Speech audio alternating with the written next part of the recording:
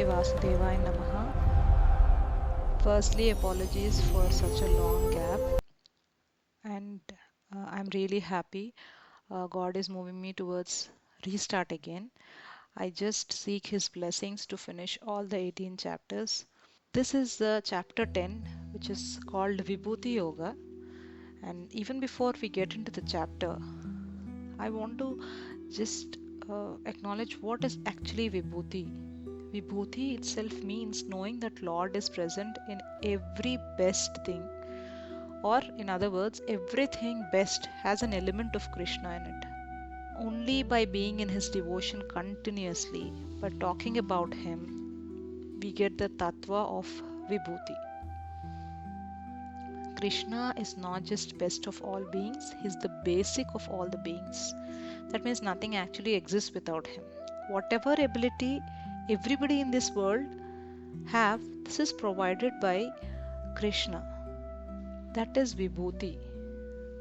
Now let's see how the chapter starts.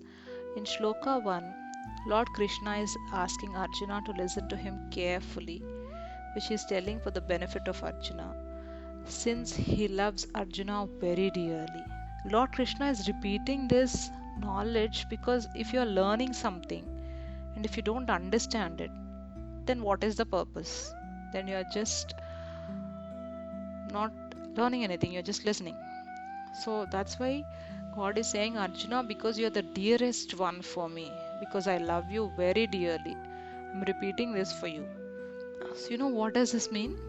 This means all of us listening to this are like the dearest devotees to Lord Krishna, because we're getting a chance to listen to what he's saying for our benefit.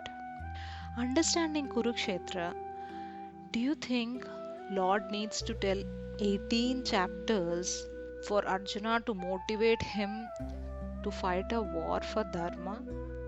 This is actually a way he's also reaching to crores of his devotees, telling them how to lead life. Otherwise, just his Maya would be enough to make Arjuna fight. And why Arjuna? He himself can finish the war in just blink of a second. But the Bhagavad Gita has been told because he wanted this divine knowledge to reach to his devotees. That's why I strongly believe if you are interested in knowing all this, it's Lord Krishna's pure blessings on us. Let's move to the next shlokas. I'm summarizing shloka 2 to 16 over here. Krishna says, no one actually knows me because I was born before everyone. No gods or maharshis know this. So many of us must have heard that God resides in every human being. I used to always wonder, how is it possible? Here Lord himself clarifies this. Whenever you see great qualities in people like intelligence, patience, contentment, fame, fear, fearlessness, pain, pleasure, truth, so many of them, all of them come from Him alone. We come across so many of these qualities in each and every person. So next time when you see someone very intelligent, remember his intelligence is coming from Krishna. So how did we come from Krishna? How are we the descendants of him? Even this has been discussed in this chapter.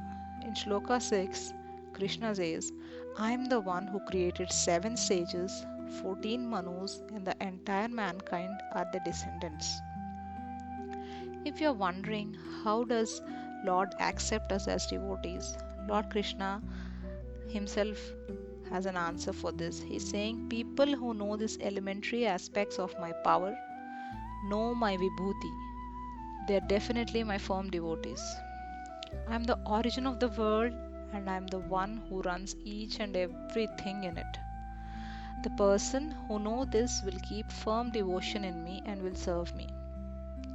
As you listen to this, just remember, if you come across people who say, God will take care of everything, these are people who have been described in Shloka 8 and 9. Many of us think, oh, they're just irresponsible, lazy, unambitious people who don't want to do anything. And just say this. Saying this, they don't stop doing anything, but they just know that people are just instruments in His hand and He does it. This also brings one more best quality in human beings, which is humbleness. Most of us have watched the Star Plus Mahabharat, in which Saurabh Rajan plays the character of Krishna. So many times in the interviews, when someone says, "No, oh, when we remember Krishna, we just visualize you," he says, "Oh, it is he who has done all this. It's not me who has done this wonderful character." And he firmly believes it. Having said that, he just didn't believe that, okay, one day Krishna will come into me and then he'll do the character and then I'll be known as a national star, remembered as Krishna forever. No, he has given so many auditions, failed so many of them, and finally God chose him for this role.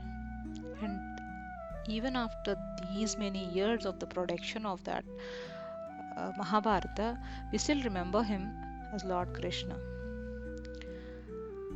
There's one more question. How do we know we are constantly in touch with the Lord? Lord Krishna also discusses about this in one of the shlokas. He says, "Those who surrender their lives to me and find happiness in talking about me are always in touch with me. To such faithful ones, I bless them with spiritual knowledge, helping them attain me." We get this spiritual knowledge as Lord destroys the darkness of ignorance by his presence in our conscience. Listening to this, Arjuna says, "I believe in everything you said because I heard about you from many sages, including Narada, Vedavyasa, Asita." Arjuna says, "O Krishna, O Lord, you know yourself by yourself." Now, this is a very interesting statement. What is that you know yourself by yourself? That means Lord is already inside us and He is trying to enlighten us by removing the darkness of ignorance. Let's continue in the next part of chapter 10.